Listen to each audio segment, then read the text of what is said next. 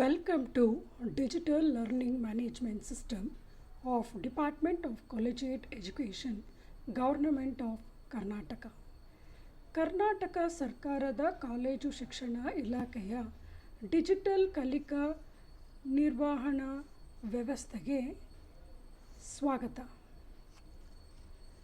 Dear students, we are here to discuss about the subject management accounting, which is there for 6th semester BCom students of Bangalore University, Bangalore City University and Bangalore North University. And we have already discussed about 5 sessions of Unit 1, Introduction to Management Accounting. Today we are discussing the 6th session, that is Analysis of Financial Statements. ವಿದ್ಯಾರ್ಥಿಗಳೇ, 6ನೇ semester BCom ವಿದ್ಯಾರ್ಥಿಗಳಿಗೆ ಇರುವಂತಹ ಈ ನಿರ್ವಹಣಾ ಲೆಕ್ಕಪತ್ರ ಎಂಬುವ ವಿಷಯದಲ್ಲಿ ಮೊದಲನೇ ಅಧ್ಯಾಯವಾದಂಥ introduction to management accounting ಚಾಪ್ಟರಲ್ಲಿ ನಾವು ಆಗಲೇ 5 ಸೆಷನ್ಗಳನ್ನು ಕಂಪ್ಲೀಟ್ ಮಾಡಿದ್ದೀವಿ. ಇದು ನಮ್ಮ 6ನೇ ಸೆಷನ್.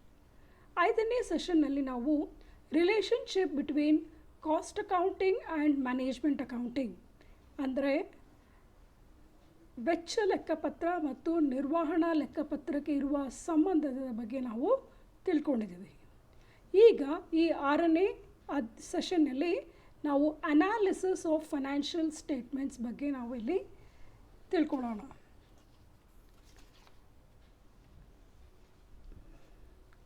ನಾನು Rajani TV, assistant professor of commerce, government first grade college, Devanahalli. Analysis and interpretation of financial statements. Analysis ಅಂದರೆ ವಿಶ್ಲೇಷಣೆ, ಇಂಟರ್ಪ್ರಿಟೇಷನ್ ಅಂದರೆ ವಿಮರ್ಶೆ. Financial means related to money, that is ಹಣಕಾಸುಗೆ ಸಂಬಂಧಪಟ್ಟ ಸ್ಟೇಟ್ಮೆಂಟ್ಸ್ ಬಗ್ಗೆ. ಸೊ ಇದನ್ನು ತಿಳ್ಕೊಳ್ಳೋದಕ್ಕಿಂತ ಮುಂಚೆ ನಾವು ಇದರ ಅರ್ಥವನ್ನು ತಿಳ್ಕೊಳ್ಳೋಣ. Meaning of financial statements. Financial statements refers to formal and original statements prepared by a business concern to disclose its financial information. Formal ಆಗಿ ಅಂದರೆ ಯಾವುದೇ ಒಂದು ಸಂಸ್ಥೆಯವರು, ಬಿಸ್ನೆಸ್ ಆರ್ಗನೈಸೇಷನ್ ಅವರು ಅಫಿಷಿಯಲ್ ಆಗಿ ಪ್ರಿಪೇರ್ ಮಾಡಿರುವಂಥ ಅಕೌಂಟ್ಸ್ ಅದು ಒರಿಜಿನಲ್ ಆಗಿರಬೇಕು, ರೈಟ್? ಅದನ್ನಲ್ಲಿ ನಾವು ಡಿಸ್ಕ್ಲೋಸ್ ಇಟ್ ಫೈನಾನ್ಷಿಯಲ್ ಇನ್ಫಾರ್ಮೇಷನ್, ಅದರಲ್ಲಿ ಅವರು ಅವರ ಬಿಸ್ನೆಸ್ಗೆ ಸಂಬಂಧಪಟ್ಟ ಎಲ್ಲ ಹಣಕಾಸಿನ ವಿಷಯಗಳನ್ನು ಅಲ್ಲಿ ಹೇಳ್ಕೊಂಡಿರ್ತಾರೆ, ತೋರಿಸ್ತಾರೆ. Financial statements are the summarised periodical reports which disclose the financial aspects of the business such as the operating results and the financial position of the business as on a particular date. So ಈ financial statements ನಮಗೆ ಆ ವರ್ಷದಲ್ಲಿ ಅಥವಾ ಆ particular ಪೀರಿಯಡಲ್ಲಿ ಏನು ನಡೆದಿದೆಯೋ ಘಟನೆ ಅದರ ಒಂದು ಸಾರಾಂಶವನ್ನು ನೀಡುತ್ತೆ. ಅದರಿಂದ ನಾವು ಬಿಸ್ನೆಸ್ನಲ್ಲಿ ಏನು ಲಾಭ ನಷ್ಟ ಆಗಿದೆ, ಆಪರೇಟಿಂಗ್ ರಿಸಲ್ಟ್ಸ್ ಅಂದರೆ ಏನು, ಅವರು ಮಾಡುವ ವ್ಯವಹಾರದಿಂದ ಅವ್ರಿಗೆ ಪ್ರಾಫಿಟ್ ಬಂದಿದೆಯಾ, ಲಾಸ್ ಬಂದಿದೆಯಾ ಅಂತ ತಿಳ್ಕೊಬೋದು. ಮತ್ತು ಸ್ಥಿತಿಗತಿ ಅಂದರೆ ಫೈನಾನ್ಷಿಯಲ್ ಪೊಸಿಷನ್, ಅಸೆಟ್ಸ್, ಲಯಬಿಲಿಟೀಸ್ ಪೊಸಿಷನ್ನೂ ಸಹ ನಾವು ಪರ್ಟಿಕ್ಯುಲರ್ ಡೇಟ್ ಅಂದರೆ ಆ್ಯಸ್ ಆನ್ ಅಂತ ನಾವು ಕರಿತೀವಲ್ವಾ, ಆ್ಯಸ್ ಆನ್ ಆರ್ ಆ್ಯಸೆಟ್ ಅಂತ ಕರಿತೀವಲ್ವಾ. ಸೊ ಆ ದಿನದಂದು ಏನಿದೆ ಅನ್ನೋದನ್ನು ನಾವು ತಿಳ್ಕೊಳ್ಳಿಕ್ಕೆ ನಮಗೆ ಆರ್ಗನೈಸೇಷನಲ್ಲಿ ಬಿಸ್ನೆಸ್ ಸಂಸ್ಥೆಯಲ್ಲಿ ಪ್ರಿಪೇರ್ ಮಾಡುವಂಥ ಈ ಹಣಕಾಸು ಸ್ಟೇಟ್ಮೆಂಟ್ಸ್ಗಳೇನಿದೆಯೋ ಅದನ್ನು ನಾವು ಫೈನಾನ್ಷಿಯಲ್ ಸ್ಟೇಟ್ಮೆಂಟ್ಸ್ ಅಂತ ಕರಿತೀವಿ. ಸೊ ಈಗ ನಾವು ಆಲ್ರೆಡಿ ಡಿಸ್ಕಸ್ ಮಾಡಿದ್ದೀವಿ ಫೈನಾನ್ಷಿಯಲ್ ಅಕೌಂಟಿಂಗ್, ಕಾಸ್ಟ್ ಅಕೌಂಟಿಂಗ್ ಬಗ್ಗೆ. ಅದಕ್ಕಿರುವಂಥ ಮ್ಯಾನೇಜ್ಮೆಂಟ್ ಅಕೌಂಟಿಂಗ್ ಜೊತೆ ಇರೋ ಸಂಬಂಧ ಬಗ್ಗೆ ತಿಳ್ಕೊಂಡಿದ್ದೀವಿ. ಸೊ ಫೈನಾನ್ಷಿಯಲ್ ಅಕೌಂಟಿಂಗಲ್ಲೇ ಈ ಅಕೌಂಟ್ಸ್ಗಳನ್ನು ಪ್ರಿಪೇರ್ ಮಾಡೋದು ಅಂದರೆ ಫೈನಾನ್ಷಿಯಲ್ ಸ್ಟೇಟ್ಮೆಂಟ್ಸ್ಗಳನ್ನು ಮುಖ್ಯವಾಗಿ ಪ್ರಿಪೇರ್ ಮಾಡ್ತಾರೆ. ಸೊ ಇನ್ನೊಂದು ಸಲ ನಾವು ಇದರ ಮೀನಿಂಗನ್ನು ನೋಡೋಣ. Financial statements refers to formal and original statements prepared by a business concern to disclose its financial information. Financial statements are the summarized periodical reports which disclose the financial aspects of the business, such as the operating results and the financial position of the business as on a particular date. Right? So financial aspects ಅಂದರೆ ಏನು ಅಂತ ಹೇಳಿದ್ರೆ ಹಣಕಾಸಿಗೆ ಸಂಬಂಧಪಟ್ಟಿರೋ ವಿಷಯಗಳು. ಇಲ್ಲಿ ನೋಡಿ ಈ ಸ್ಲೈಡಲ್ಲಿ the financial statements include 2 main statements. So ನಮ್ಮ ಈ ಹಣಕಾಸಿನ ಸ್ಟೇಟ್ಮೆಂಟ್ಸ್ಗಳಲ್ಲಿ ಮುಖ್ಯವಾಗಿ 2 ಸ್ಟೇಟ್ಮೆಂಟ್ಗಳನ್ನು ಪ್ರಿಪೇರ್ ಮಾಡ್ತೀವಿ. ಅದು ಯಾವುದು ಅಂತ ಹೇಳಿದ್ರೆ ಮೊದಲನೇದಾಗಿ ಪ್ರಾಫಿಟ್ ಆ್ಯಂಡ್ ಲಾಸ್ ಅಕೌಂಟ್. ಇದರ ಇನ್ನೊಂದು ಹೆಸರೇನು ಇನ್ಕಮ್ ಸ್ಟೇಟ್ಮೆಂಟ್ ಅಂತ ಕರಿತೀವಿ, ರೈಟ್. ಸೊ ಈ ಸ್ಟೇಟ್ಮೆಂಟಿಂದ ನಾವು ಏನು ತಿಳ್ಕೊಳ್ತೀವಿ ಅಂತ ಹೇಳಿದ್ರೆ ಬಿಸ್ನೆಸ್ಗೆ ಆಗಿರೋವಂಥ ಲಾಭ ಅಥವಾ ನಷ್ಟ ಎಷ್ಟು, ಅದು ಪರ್ಟಿಕ್ಯುಲರ್ ಟೈಮ್ಗೆ, ಅದ್ರ ಪರ್ಟಿಕ್ಯುಲರ್ ಪೀರಿಯಡ್, ಅಂದರೆ ಅದು 3 ತಿಂಗಳದಿರ್ಬೋದು, 1 ವಾರದ್ದಿರ್ಬೋದು, 6 ತಿಂಗಳದಿರ್ಬೋದು, ನಾವು ಯಾವ ಪೀರಿಯಡ್ಗೆ ಅಂತ ನಾವು ಪ್ರಿಪೇರ್ ಮಾಡ್ತೀವೋ ಆ ಪೀರಿಯಡ್ಗೆ ಅಂತ ನಾವು ತಿಳ್ಕೊಬೋದು ಲಾಭನ ನಷ್ಟನ ಅಂತೇಳಿ. That is the result of the business ಅಂತಲೂ ನಾವು ಕರಿಬೋದು, ರೈಟ್. ಅದರ ಜೊತೆಗೆ ಇನ್ನೊಂದು ಸ್ಟೇಟ್ಮೆಂಟನ್ನು ಪ್ರಿಪೇರ್ ಮಾಡ್ತೀವಿ. ಈ ಸ್ಟೇಟ್ಮೆಂಟ್ ನಾವೇನದು ಕರಿತೀವಿ ಅಂದರೆ ಸ್ಟೇಟ್ಮೆಂಟ್ ಆಫ್ ಫೈನಾನ್ಷಿಯಲ್ ಪೊಸಿಷನ್. ಹಣಕಾಸಿನ ಪರಿಸ್ಥಿತಿ ಏನಿದೆ ಅನ್ನೋದನ್ನು ತಿಳಿಸ್ಕೊಡುತ್ತೆ. ಅದಕ್ಕೆ ನಾವು ಉಪಯೋಗಿಸುವಂಥ ನಾರ್ಮಲ್ ಹೆಸರು ಏನು ಅಂತ ಹೇಳಿದ್ರೆ balance sheet. So balance sheet ಅಂದ ತಕ್ಷಣ ನಮಗೆ ವಿದ್ಯಾರ್ಥಿಗಳಿಗೆ ಗೊತ್ತಾಗ್ಬಿಡುತ್ತೆ ಏನು ಅಂಥೇಳಿ. ನಮಗೆ ಏನು ತೋರಿಸುತ್ತೆ ಅಂದರೆ ನಮ್ಮ ಬಿಸ್ನೆಸ್ಸಲ್ಲಿರುವಂಥ ಒಟ್ಟು ಆಸ್ತಿ ಎಷ್ಟು ಮತ್ತು ಒಟ್ಟು ಹೊಣೆಗಾರಿಕೆ ಎಷ್ಟು, ಯಾವತ್ತು ಪರ್ಟಿಕ್ಯುಲರ್ ಡೇಟ್. ಇಲ್ಲಿ ಫಾರ್ ಎ ಪರ್ಟಿಕ್ಯುಲರ್ ಪೀರಿಯಡ್ ಅಂತ ಕರಿತೀವಿ, ಆದರೆ ಇದು ಪರ್ಟಿಕ್ಯುಲರ್ ಡೇಟ್ ಅಂದರೆ ಆವತ್ತಿನ ದಿನ. 31st ಡಿಸೆಂಬರ್ ಆಗಿರ್ಬೋದು, 31st ಮಾರ್ಚ್ ಆಗಿರ್ಬೋದು, 30th ಸೆಪ್ಟೆಂಬರ್ ಆಗಿರ್ಬೋದು. ಸೊ ಯಾವ ಡೇಗೆ ಪ್ರಿಪೇರ್ ಮಾಡ್ತಾರೋ ಆವತ್ತಿನ ದಿನ ಬಿಸ್ನೆಸ್ನ ಅಸೆಟ್ಸ್ ಲಯಬಿಲಿಟೀಸ್ ಎಷ್ಟು ಅಂತ ನಮಗೆ ತೋರಿಸ್ಕೊಡುತ್ತೆ. ಸೊ ವಿದ್ಯಾರ್ಥಿಗಳೇ, ಸೊ ಇದನ್ನು ಮುಖ್ಯವಾಗಿ ಗಮನಿಸಿ, ಯಾಕೆಂದರೆ ನಾವು ಮುಂದೆ ಲೆಕ್ಕ ಮಾಡುವಾಗ ನಮಗೆ ಇದು 2 ಸ್ಟೇಟ್ಮೆಂಟ್ಗಳು ತುಂಬ ಮುಖ್ಯವಾಗುತ್ತೆ. ಯಾವ್ಯಾವುದು ಅಂತ ಹೇಳಿದ್ರೆ ಪ್ರಾಫಿಟ್ ಆ್ಯಂಡ್ ಲಾಸ್ ಅಕೌಂಟ್ ಅಥವಾ ಇನ್ಕಮ್ ಸ್ಟೇಟ್ಮೆಂಟ್ ಅಂತ ಕರಿತೀವಿ. ಇನ್ನೊಂದು ಸ್ಟೇಟ್ಮೆಂಟ್ ಆಫ್ ಫೈನಾನ್ಷಿಯಲ್ ಪೊಸಿಷನ್ ಅಥವಾ ಬ್ಯಾಲೆನ್ಸ್ ಶೀಟ್. ಸೊ ಮತ್ತೆ ನಾನು ಇದನ್ನು ರಿಪೀಟ್ ಮಾಡ್ತೀನಿ. The financial statements include 2 main statements, namely first one profit and loss account or a income statement which shows the profit or loss made by a concern for a particular period. Second, the statement of financial position or balance sheet which shows the total assets and liabilities of a concern as on a particular date. These financial statements no doubt gives accurate values since these are based on the historical costing, but the use of these statements is very limited. These statements do not reveal the exact financial strength of a company. Hence, management accounting is being introduced, which reveals the exact position of the company by X-raying the financial statements. So ಈಗ ಇಲ್ಲಿ ಏನು ಹೇಳ್ತಾ ಇದ್ದಾರೆ ಅಂದರೆ ಈ ಪ್ಯಾರಾಗ್ರಾಫ್ನಲ್ಲಿ financial statements ಕರೆಕ್ಟಾಗೇ ಇರುತ್ತೆ. ಯಾಕೆ ಅಂತ ಹೇಳಿದ್ರೆ ಅದು ಕರೆಕ್ಟ್ ವ್ಯಾಲ್ಯೂಸನ್ನೇ ತೊಗೊಂಡಿರ್ತಾರೆ, ಹಿಸ್ಟಾರಿಕಲ್ ಕಾಸ್ಟಿಂಗ್ ಬೇಸ್ ಆಗಿರುತ್ತೆ. ಸೊ ನಾವು ಯಾವುದೇ ಒಂದು ಜರ್ನಲ್ ಎಂಟ್ರಿ ಪಾಸ್ ಮಾಡಬೇಕಾದ್ರೂ ಸಹ ನಮಗೆ ಸರಿಯಾದ ಎವಿಡೆನ್ಸ್ ಪ್ರೂಫ್ ಡಾಕ್ಯುಮೆಂಟ್ ಇಟ್ಕೊಂಡೇ ಅದನ್ನು ಪ್ರಿಪೇರ್ ಮಾಡಿರ್ತಾರೆ. ಪೋಸ್ಟಿಂಗ್ಸು ಲೆಡ್ಜರ್ ಕರೆಕ್ಟಾಗಿ ಮಾಡಿರ್ತಾರೆ, ಟ್ರಯಲ್ ಬ್ಯಾಲೆನ್ಸ್ ಮಾಡಿರ್ತಾರೆ, profit and loss account balance sheet ಎಲ್ಲ ಮಾಡ್ತಾರೆ. ಸೊ ಈಗ ಲೇಮ್ಯಾನ್ ಅಂದರೆ A person who doesn't have the knowledge of accounting, if he looks into profit and loss account, he will just look into the profit, or he will just look into the amount of the assets or liabilities. So that itself will not give the exact position of the company. That is, you cannot make out the financial strength of the business from these 2 statements. So ನಾವು ಹಾಗೆ ನೋಡಿದ ತಕ್ಷಣ ಅಲ್ಲಿ ಕಾಣಿಸೋ ವ್ಯಾಲ್ಯೂಯಿಂದ ನೋಡಿ, ಈಗ for example last year profit 5 lakhs ಇದೆ ಅಂದ್ಕೊಳ್ಳಿ, ಈ ವರ್ಷ ಪ್ರಾಫಿಟ್ಟು 7 lakhs ಇದೆ ಅಂದ್ಕೊಳ್ಳಿ. ಸೊ ನಾವು ನೋಡಿದ ತಕ್ಷಣ ಈ ವರ್ಷ ಚೆನ್ನಾಗಿ ಪರ್ಫಾರ್ಮ್ ಮಾಡಿದ್ದಾರೆ, ಯಾಕೆಂದರೆ ಲಾಸ್ಟ್ ಇಯರ್ 5 lakhs ಇತ್ತು, ಈ ವರ್ಷ 7 lakhs ಇದೆ, ಅಂದರೆ ಪ್ರಾಫಿಟ್ ಇನ್ಕ್ರೀಸ್ ಆಗಿದೆ ಅಂತ ನಾವು ಅಂದ್ಕೊಳ್ಳೋಕ್ಕಾಗಲ್ಲ. ಅದಕ್ಕೆ ಬೇರೆ ಬೇರೆ ಕಾರಣಗಳಿರ್ಬೋದು. ಏನಿರ್ಬೋದು ಅಂತ ಹೇಳಿದ್ರೆ, ಫಾರ್ ಎಕ್ಸಾಂಪಲ್ ಲಾಸ್ಟ್ ಇಯರ್ ನಾವು ಇನ್ವೆಸ್ಟ್ ಮಾಡಿದ್ದು 20 lakhs. ಸೊ 20 lakhsಗೆ ನಮಗೆ 5 lakhs ಪ್ರಾಫಿಟ್ ಬಂದಿದೆ ಅಂದ್ಕೊಳ್ಳಿ, ಅಂದರೆ it is about 25% we have made the profit out of our investment. Okay, 20 lakh ನಾವು ಬಂಡವಾಳ ಹಾಕಿದ್ವಿ, 20 ಲಕ್ಷಕ್ಕೆ ನಮಗೆ 5 ಲಕ್ಷದಷ್ಟು ಲಾಭ ಬಂದಿದೆ, ಅಂದರೆ 25% ಆಯಿತು. ಈ ವರ್ಷ ನಾವು 40 ಲಕ್ಷ ಬಂಡವಾಳ ಹಾಕಿದ್ದೀವಿ, ಅಂದರೆ ಡಬಲ್ ಮಾಡಿದ್ದೀವಿ ನಮ್ಮ ಇನ್ವೆಸ್ಟ್ಮೆಂಟನ್ನು. ಹಾಗಾದರೆ ನಮ್ಮ ಲಾಭ ಎಷ್ಟು ಹಾಕಬೇಕಾಗಿತ್ತು? ನಮ್ಮ ಲಾಭನೂ 5 ಲಕ್ಷದಿಂದ 10 ಲಕ್ಷ ಆಗಬೇಕಾಗಿತ್ತಲ್ವಾ. ಸೊ ಅಂದರೆ 10 ಲ್ಯಾಕ್ಸ್ ಆಗಿಲ್ಲ, ಬರೀ 7 ಲ್ಯಾಕ್ಸೇ ತೋರಿಸ್ತಾ ಇದೆ. ಅಂದರೆ ಏನರ್ಥ, it means our profit has gone down. So ನಾವು ಹಾಗೇ ಗೊತ್ತಿದ್ದರವರು, ಅಕೌಂಟ್ಸ್ ಗೊತ್ತಿಲ್ಲದಿರೋರು ಅಥವಾ ಅದರ ರಿಲೇಷನ್ಶಿಪ್ಪನ್ನು ಮಾಡಿ ನೋಡದೇ ಇದ್ದಾಗ ನಮಗೆ ಅದರ ಎಕ್ಸಾಕ್ಟ್ ಥಿಂಗ್ಸ್ ಅರ್ಥ ಆಗೋದಿಲ್ಲ. ಸೊ ನಾವು ಇದನ್ನು ರಿಲೇಟ್ ಮಾಡಿ ಸ್ಟಡಿ ಮಾಡಬೇಕು ಅಂತ ಹೇಳಿದ್ರೆ ಅದಕ್ಕೆ ನಮಗೆ ಉಪಯೋಗಕ್ಕೆ ಬರೋದು ನಮ್ಮ ನಿರ್ವಹಣಾ ಲೆಕ್ಕಪತ್ರ, ಅದು ಮ್ಯಾನೇಜ್ಮೆಂಟ್ ಅಕೌಂಟಿಂಗ್. ಸೊ ಮ್ಯಾನೇಜ್ಮೆಂಟ್ ಅಕೌಂಟಿಂಗಲ್ಲಿ ನಾವು ಅನಾಲಿಸಿಸನ್ನು ಮಾಡ್ತೀವಿ, ಇಂಟರ್ಪ್ರಿಟೇಷನನ್ನು ಮಾಡ್ತೀವಿ. ಸೊ ಅದಕ್ಕೆ ನಮಗಿದು ಬಹಳ ಉಪಯೋಗವಾಗಿರುತ್ತೆ. So I'll repeat this last paragraph again.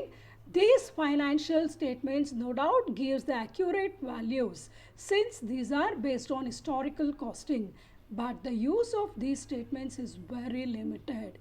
These statements do not reveal the exact financial strength of a company.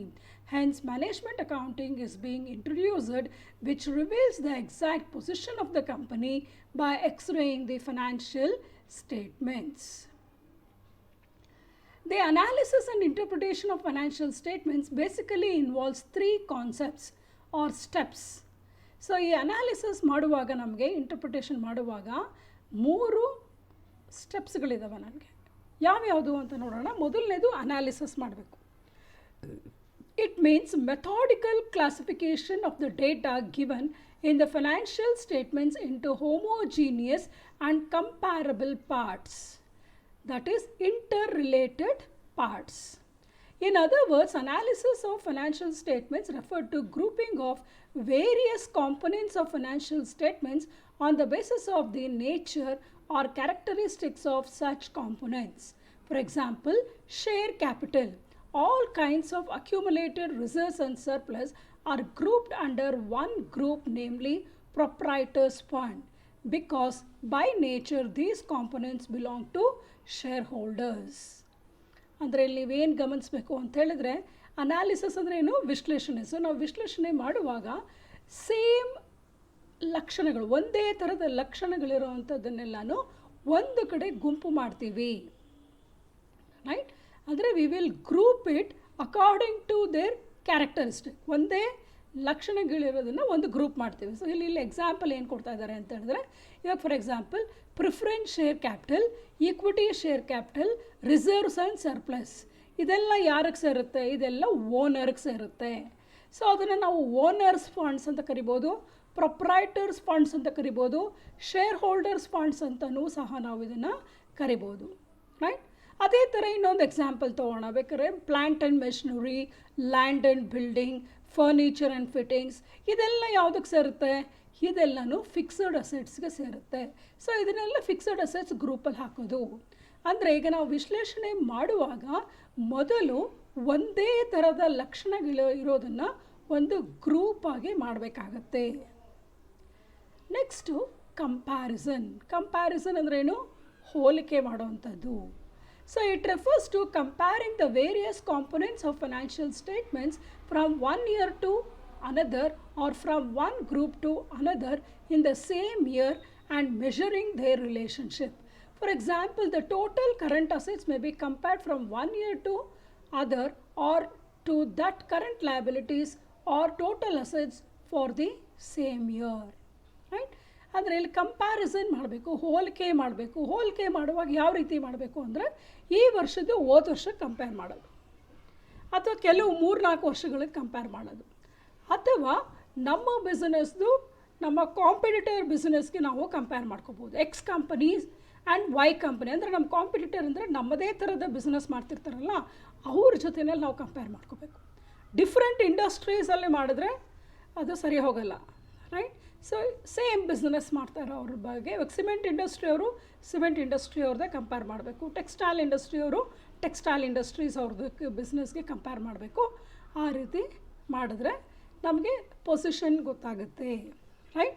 So ಈ ವರ್ಷ ಕರೆಂಟ್ ಅಸೆಟ್ಸ್ ಅಥವಾ ನೆಟ್ ವರ್ಕಿಂಗ್ ಕ್ಯಾಪಿಟಲ್ ಎಷ್ಟಿದೆ, ಲಾಸ್ಟ್ ಇಯರ್ ಎಷ್ಟಿದೆ, ಸೊ ಈ ವರ್ಷ ನಮ್ಮದು ಎಷ್ಟಿದೆ, ನಮ್ಮ ಕಾಂಪಿಟಿಟರ್ದು ಎಷ್ಟಿದೆ, ನಮ್ಮ ಟೋಟಲ್ ಅಸೆಟ್ಸ್ ಎಷ್ಟಿದೆ, ಫಾರಿನ್ ದಟ್ ಈಸ್ ಕಾಂಪಿಟಿಟರ್ದು ಟೋಟಲ್ ಅಸೆಟ್ಸ್ ಎಷ್ಟಿದೆ, ಅವ್ರ ಲಾಭ ಎಷ್ಟಿದೆ, we can compare for 1 year to another year or from one group to another group also we can compare. That is, you can compare your current liabilities to the total assets. right? Total current assets may be compared from one year to another, or the total current liabilities or total assets for the same year ಅಲ್ಲಿ ನಾವು compare ಮಾಡ್ಕೋಬೋದು. Next, interpretation of the results implies formation of rational judgment and drawing out the proper conclusions about the progress, financial position and future prospects of the business based on the results of the above two steps. For the top managers, the interpretation will best serve in faster decision making. So ಈಗ ನಾವೇನು ಮಾಡಿದ್ವಿ, ವಿಶ್ಲೇಷಣೆ ಮಾಡಿದ್ವಿ, group ಮಾಡಿದ್ವಿ, compare ಮಾಡಿದ್ವಿ. ಈಗ ಅದನ್ನು ವಿಮರ್ಶೆ ಮಾಡಬೇಕು. ಅಂದರೆ ಏನಾಗಿದೆ, where we stand, what can we do, how can we best proceed ಅನ್ನೋದನ್ನು ಡಿಸಿಷನ್ ತೊಗೋಬೇಕಾಗತ್ತೆ. ಡಿಸಿಷನ್ ತೊಗೊಳ್ಳೋರು ಯಾರು? ಟಾಪ್ ಮ್ಯಾನೇಜ್ಮೆಂಟ್ ಅವರು. ಸೊ ಟಾಪ್ ಮ್ಯಾನೇಜ್ಮೆಂಟ್ ಅವ್ರು ಏನು ಮಾಡಬೇಕಾಗತ್ತೆ ಅಂತ ಹೇಳಿದ್ರೆ, they have to take the decision. So for them it will all help, right? So ಅವ್ರಿಗೆ ಡಿಸಿಷನ್ ತೊಗೊಳ್ಳಿಕ್ಕೆ ಈ ಕಂಪ್ಯಾರಿಸನ್ ಎಲ್ಲ ಮಾಡಿದಾಗ ಗೊತ್ತಾಗುತ್ತೆ ಯಾವ ಡೈರೆಕ್ಷನಲ್ಲಿ ಹೋಗ್ತಾ ಇದ್ದಾರೆ ಅನ್ನೋದು ಗೊತ್ತಾಗುತ್ತೆ. I'll repeat this point again. There are 3 factors which the conceptsನ ನಾವು ಯಾವ್ಯಾವುದನ್ನು ಇಲ್ಲಿ ಸ್ಟಡಿ ಮಾಡಬೇಕು ಅನ್ನೋದಕ್ಕೆ. Analysis, it means methodical classification of the data given in the financial statements into homogeneous and comparable parts, that is interrelated parts. In other words, analysis of financial statements refers to grouping up of various components of financial statements on the basis of the nature or characteristics of such components. For example, share capital, all kinds of accumulated reserves and surplus are grouped under one group, namely proprietors' funds, because by nature these components belong to the shareholders. Comparison. It refers to comparing the various components of financial statements from one year to another or from one group to another in the same year and measuring their relationship.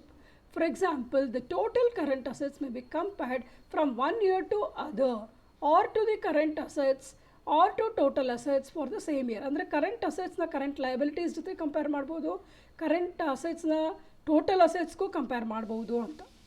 ಮೂರನೇದು interpretation. Interpretation of the results implies formation of rational judgment and drawing out proper conclusions about the progress, financial position and future prospects of the business based on the results of the above two steps.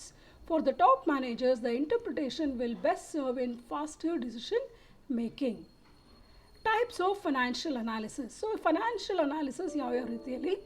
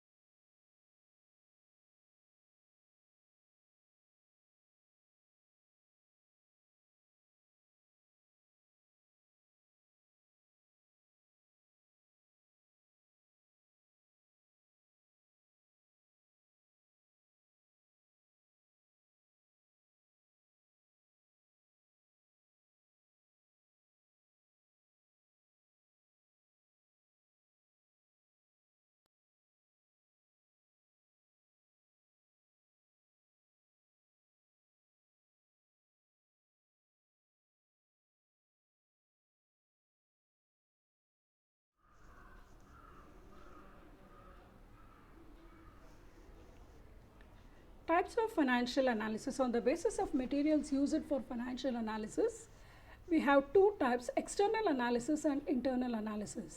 External analysis, it is done by external parties of the business such as the investors, suppliers, banks and other financial institutions who have no access to the books of accounts and the internal records of the concern. This type of analysis is dependent on the published financial statements of the firm. ಅಂದರೆ ಇಲ್ಲಿ ಏನು ನೀವು ಗಮನಿಸಬೇಕಾಗಿರೋದು ಅಂತ ಹೇಳಿದ್ರೆ, financial analysis ಹೊರಗಿನವರು ಮಾಡುವಂಥದ್ದು. ಅವ್ರಿಗೆ financial ಸ್ಟೇಟ್ಮೆಂಟ್ಸ್ನ news ಪೇಪರ್ಸಲ್ಲಿ ಅಥವಾ ರಿಜಿಸ್ಟ್ರಾರ್ ಆಫ್ ಕಂಪನೀಸ್ ಹತ್ರ ಸಿಗುತ್ತಲ್ವ, ಅದನ್ನು ಆಧಾರ ಇಟ್ಕೊಂಡು ಹೊರಗಿನವರು ಪ್ರಿಪೇರ್ ಮಾಡುವಂತಹ ಸ್ಟೇಟ್ಮೆಂಟ್ಗಳು, ರೈಟ್. ಸೊ ಯಾರಾಗಿರ್ಬೋದು ಅಂತ ಹೇಳಿದ್ರೆ ಸಪ್ಲೈಯರ್ಸ್ ಇರ್ಬೋದು, ಇನ್ವೆಸ್ಟರ್ಸ್ ಇರ್ಬೋದು, ಬ್ಯಾಂಕ್ಸ್ ಇರ್ಬೋದು, ಹಣಕಾಸಿನ ಸಂಸ್ಥೆಗಳವ್ರು ಇರ್ಬೋದು. ಇಂಟರ್ನಲ್ ಅನಾಲಿಸಿಸ್ ಅಂತ ಹೇಳಿದ್ರೆ ಬಿಸ್ನೆಸ್ ಒಳಗಡೆ ಮಾಡೋವಂಥದ್ದು. ಇವ್ರಿಗೆ ಬಿಸ್ನೆಸ್ಸಲ್ಲಿರುವಂಥ ಬುಕ್ಸ್ ಆಫ್ ಅಕೌಂಟ್ಸ್ಗೆ ಅವ್ರಿಗೆ ಆ್ಯಕ್ಸಸ್ ಇರುತ್ತೆ, ಅಂದರೆ ಅವ್ರ ಹತ್ರ ಇರುತ್ತೆ ಅವೆಲ್ಲ ಬುಕ್ಸ್, ಒರಿಜಿನಲ್ ಅವರೇ ಮೇಂಟೈನ್ ಮಾಡ್ತಾರಲ್ವ. ಸೊ ಅವರು. ಸೊ ಇಂಟರ್ನಲ್ ಪಾರ್ಟೀಸ್ ಅಂದರೆ ಯಾರು ಅಂತ ಹೇಳಿದ್ರೆ ಇಲ್ಲಿ ಎಕ್ಸಿಕ್ಯೂಟಿವ್ಸ್, ಬಿಸ್ನೆಸ್ ಎಕ್ಸಿಕ್ಯೂಟಿವ್ಸ್, ಎಂಪ್ಲಾಯೀಸ್ ಮತ್ತು government agencies who have power to go through the internal ಲೆಗಾಟ್ಸ್. ಸೊ ಗೌರ್ನಮೆಂಟ್ ಏಜೆನ್ಸೀಸ್ ಕೂಡ ನೀವು for example income tax department ಅವ್ರು ಬಂದು ಚೆಕ್ ಮಾಡ್ಬೋದು, ಅಥವಾ ಎನ್ವಿರಾನ್ಮೆಂಟಲ್ ಪ್ರೊಟೆಕ್ಷನ್ ಬೋರ್ಡ್ ಅವ್ರು ಬಂದು ಚೆಕ್ ಮಾಡ್ಬೋದು, ಪೊಲ್ಯೂಷನ್ ಕಂಟ್ರೋಲ್ ಬೋರ್ಡ್ ಅವ್ರು ಬಂದು ಚೆಕ್ ಮಾಡ್ಬೋದು. ಸೊ ಅವ್ರಿಗೆ ಬುಕ್ಸ್ ಆಫ್ ಅಕೌಂಟ್ಸ್ಗೆ ಆ್ಯಕ್ಸಸ್ ಕೊಡಬೇಕಾಗತ್ತೆ. ಸೊ ಅವ್ರು ಮಾಡೋವಂಥ ಅನಾಲಿಸಿಸ್ ಆಗಿರ್ಬೋದು, right. So on the basis of material used for financial analysis, on this basis we have two types. First is the external analysis. It is done by the external parties of the business, such as the investors or suppliers, banks and other financial institutions who have no access to the books of accounts and the internal records of the concern. This type of analysis is dependent on the published financial statements of the firm. Internal analysis is done by internal parties who have access to the books of accounts and the internal records of the concern. Internal parties include the executives, employees and government agencies who have power to go through the internal records of the concern. On the basis of modus operandi, on the method of operation followed in the analysis. ಅಂದರೆ analysis ಮಾಡಲಿಕ್ಕೆ use ಮಾಡುವಂಥ method ಮೇಲೆ ಇದು depend ಆಗಿರುತ್ತೆ. ಯಾವ್ಯಾವುದು ಅಂತ ಹೇಳಿದ್ರೆ vertical analysis, horizontal. Vertical ಅನಾಲಿಸಿಸ್ನ ನಾವು ಸ್ಟ್ಯಾಟಿಕ್ ಅನಾಲಿಸಿಸ್ ಅಂತಲೂ ಕರಿತೀವಿ. It is a type of analysis made to study the quantitative relationship among the items in a single set of financial statements. That is ಒಂದೇ ವರ್ಷದನ್ನು ನಾವು ಸ್ಟಡಿ ಮಾಡ್ತೀವಿ, right. ಅಂದರೆ ಈಗ ಸೇಲ್ಸ್ಗೆ ಗ್ರಾಸ್ ಪ್ರಾಫಿಟ್ಗೆ ಏನು ಸಂಬಂಧ ಇದೆ, ಕರೆಂಟ್ ಅಸೆಟ್ಸ್ ಟೋಟಲ್ ಅಸೆಟ್ಸ್ಗೆ ಏನು ಸಂಬಂಧ ಇದೆ, ವರ್ಕಿಂಗ್ ಕ್ಯಾಪಿಟಲ್ಗೆ ಟೋಟಲ್ ಅಸೆಟ್ಸ್ಗೆ ಏನು ಸಂಬಂಧ ಇದೆ, ಆ ರೀತಿಯಾದಂಥ ರಿಲೇಷನ್ಶಿಪ್ಪನ್ನು ನೋಡ್ತೀವಿ. Horizontal analysis or dynamic analysis. When the financial statements of a number of years are studied and analysed, the analysis is called as horizontal analysis. So it is a comprehensive and wise analysis. Both horizontal and vertical analysis must be done simultaneously. ಅಂದರೆ for example ನಮ್ಮ ಬಿಸ್ನೆಸ್ದು ಬೇರೆಯವ್ರ business compare ಮಾಡ್ಬೋದು, ಜೊತೆಗೆ 3-4 ವರ್ಷದ compare ಮಾಡೋದು. So last ಇಯರ್ಗೆ ಈ ವರ್ಷ ನಾವು ಬೆಟರ್ ಇರ್ಬೋದು, ಆದರೆ 4-5 ವರ್ಷದಿಂದ ಕಂಪೇರ್ ಮಾಡಿದ್ರೆ ವಾಟ್ ಈಸ್ ಅವರ್ ಪೊಸಿಷನ್. ಅಂದರೆ ಈಗ ಟ್ರೆಂಡ್ ಅನಾಲಿಸಿಸಲ್ಲಿ ವಿ ಯೂಸ್ ದಿಸ್. ಸೊ ಯಾವುದೇ ಒಂದು ಬಿಸ್ನೆಸ್ಗೆ ಬರೀ ವರ್ಟಿಕಲ್ ಅನಾಲಿಸಿಸ್ ಸಾಕಾಗೋದಿಲ್ಲ, ಅಥವಾ ಬರೀ ಹಾರಿಸಾಂಟಲ್ ಅನಾಲಿಸಿಸ್ ಸಾಕಾಗೋದಿಲ್ಲ, ಎರಡೂ ಬೇಕಾಗುತ್ತೆ. They require both the analysis. On the basis of the objective we have 2 types, long term analysis and short term analysis. ಈಗ ನಿಮಗೆ ಇಲ್ಲಿ ವರ್ಡೇ ಗೊತ್ತಾಗ್ಬಿಡುತ್ತೆ, ಲಾಂಗ್ ಟರ್ಮ್, ಶಾರ್ಟ್ ಟರ್ಮ್ ಅಂತೇಳಿ. It is a type of analysis made in order to study the long-term financial stability, solvency and liquidity as well as profitability of a business concern. It helps in long-term financial planning, which is essential for the successful continued existence of the business. So long-term planning ಅಂದರೆ ಬಿಸ್ನೆಸ್ಗೆ ಯಾವಾಗಲೂ long term goals ಇರಬೇಕು. ಅದನ್ನು achieve ಮಾಡಬೇಕು ಅಂತ ಹೇಳಿದ್ರೆ ನಮ್ಮ profitability improve ಆಗ್ತಾ ಇದೆಯಾ ಅಂತ ತಿಳ್ಕೋಬೇಕು. ಅದಕ್ಕೆ ಲಾಂಗ್ ಟರ್ಮ್ ಅನಾಲಿಸಿಸ್ ಬೇಕಾಗುತ್ತೆ. Short-term analysis is made to determine the short-term solvency, stability and liquidity as well as earning capacity of the business. It facilitates in evaluating whether in the short run a business concern will have adequate funds readily available to meet its short-term requirements. It helps in short-term financial planning or working capital analysis. ಅಂದರೆ ಸದ್ಯದ ಪರಿಸ್ಥಿತಿಯಲ್ಲಿ ಅಂದರೆ short ಟರ್ಮ್ನಲ್ಲಿ business capability ಹೇಗಿದೆ, ಅಂದರೆ whether it is capable of paying of it's liabilities, it can pay the salaries, ಆ ಥರದ್ದು short term ರಿಕ್ವೈರ್ಮೆಂಟ್ಗೆ position ಚೆನ್ನಾಗಿದೆಯಾ ಅಂತ ತಿಳ್ಕೊಳ್ಳಿಕ್ಕೆ ನಮಗೆ ಶಾರ್ಟ್ ಟರ್ಮ್ ಅನಾಲಿಸಿಸು ಸಹ ಬೇಕಾಗುತ್ತೆ. ಸೊ ಇಲ್ಲಿ ಗಮನಿಸಿ ವಿದ್ಯಾರ್ಥಿಗಳೇ, ಸೊ ನಾವು on the basis of material ಯೂಸ್ಡಲ್ಲಿ ಎಕ್ಸ್ಟರ್ನಲ್ ಅನಾಲಿಸಿಸ್, ಇಂಟರ್ನಲ್ ಅನಾಲಿಸಿಸ್ ಇದೆ. On the basis of modus operandi ಅಂದರೆ ಮೆಥಡ್ ಆಫ್ ಆಪರೇಷನ್ ಪ್ರಕಾರ vertical analysis or static analysis, horizontal analysis or dynamic analysis ಇದೆ. ಆಬ್ಜೆಕ್ಟಿವ್ ಬೇಸಿಸ್ ಮೇಲೆ long term analysis and short term analysis ಇದೆ. Tools or methods for analysis and interpretation of financial statements. So management accountant can make use of the following managerial tools in order to analyze and interpret the financial statements. So ಯಾವ ಮೆಥಡ್ಸ್ಗಳಿದೆ ಅನ್ನೋದನ್ನು ನಾವು ಇಲ್ಲಿ ನೋಡ್ತಾ ಇದ್ದೀವಿ. ಮೊದಲನೇದಾಗಿ comparative financial statement, next common size financial statement, trend analysis, ratio analysis, fund flow analysis, fund flow statement, cash flow statement, etcetera ಅಂದರೆ cost volume profit analysis ಆ ಥರದ್ದೆಲ್ಲನೂ ಮೆಥಡ್ಸ್ಗಳಿದ್ದಾವೆ. ಸೊ ಈ ಚಾಪ್ಟ್ರಲ್ಲಿ ಅಂದರೆ ಯೂನಿಟ್ 1 ಇಂಟ್ರೊಡಕ್ಷನ್ ಟು ಮ್ಯಾನೇಜ್ಮೆಂಟ್ ಅಕೌಂಟಿಂಗಲ್ಲಿ ಮೊದಲನೇದು 3 ನಾವು ಕಲಿತೀವಿ. Comparative financial statement, common size financial statement, trend analysis ಕಲಿತೀವಿ. 2ನೇ ಚಾಪ್ಟ್ರಲ್ಲಿ ನೀವು ರೇಷಿಯೋ ಅನಾಲಿಸಿಸ್ ಕಲಿತೀರಾ. 3ನೇದರಲ್ಲಿ ಫಂಡ್ ಫ್ಲೋ ಸ್ಟೇಟ್ಮೆಂಟ್ ಕಲಿತೀರಾ. 4ನೇ ಚಾಪ್ಟ್ರಲ್ಲಿ ನೀವು ಕ್ಯಾಶ್ ಫ್ಲೋ ಸ್ಟೇಟ್ಮೆಂಟನ್ನು ಕಲಿತೀರಾ. ರೈಟ್, ಇದು ನಿಮ್ಮ ಸಿಲೆಬಸಲ್ಲಿ ಇದೆ. ಸೊ ಈಗ ಕಂಪ್ಯಾರಿಟಿವ್ ಫೈನಾನ್ಷಿಯಲ್ ಸ್ಟೇಟ್ಮೆಂಟ್ ಅಂದರೆ ಏನು ಅಂತ ಹೇಳಿದ್ರೆ, it is the statement of the financial position of different periods. Financial position of the different periods ಇರುತ್ತೆ. The elements of the financial position are shown in a comparative form. Comparison ಮಾಡಬೇಕು so as to give an idea of financial position of 2 or more periods. Common size financial statement, here common size statements ಅಲ್ಲಿ balance sheet, income statement are shown in analytical percentages. So ಇಲ್ಲಿ ನಾವು ಪರ್ಸೆಂಟೇಜಸ್ನ ಯಾವುದಕ್ಕೆ compare ಮಾಡ್ತೀವಿ ಅಂದರೆ total assets, total liabilities, total sales ಇದಕ್ಕೆ compare ಮಾಡ್ತಾರೆ. So the total assets are taken as 100 and the different assets are expressed as percentage of total. Trend analysis ಇದೆ 3ನೇದು. The financial statements may be analysed by computing trends of series of information. Here 1 year is taken as the base year and generally the first or the last is taken as the base year and the figures of the base year are taken as 100. So your formula used is current year divided by base year into 100. So ಈ 3 ನಾವು coming ಸೆಷನ್ಸಲ್ಲಿ detail ಆಗಿ ನಾವು ಚರ್ಚೆ ಮಾಡ್ತೀವಿ. Right, so ನಾವು ಈ ಚಾಪ್ಟ್ರಲ್ಲಿ ಈಗ ಏನು ಕಲ್ತೀವಿ, ಈ ಸೆಷನಲ್ಲಿ ಏನು ಕಲ್ತಿದ್ದೀವಿ ಅಂತ ಹೇಳಿದ್ರೆ, analysis and interpretation of financial statements. ಅಂದರೆ ಫೈನಾನ್ಷಿಯಲ್ ಸ್ಟೇಟ್ಮೆಂಟ್ಸ್ ಅಂದರೆ ಏನು, ಇಂಟರ್ಪ್ರಿಟೇಷನ್ ಯಾಕೆ ಮಾಡ್ತೀವಿ ಅಂತ ತಿಳ್ಕೊಂಡ್ವಿ. ಮತ್ತು ಅನಾಲಿಸಿಸ್, ಫೈನಾನ್ಷಿಯಲ್ ಅನಾಲಿಸಿಸ್ ಯಾವ್ಯಾವುದಿದೆ ಅಂತ ತಿಳ್ಕೊಂಡ್ವಿ.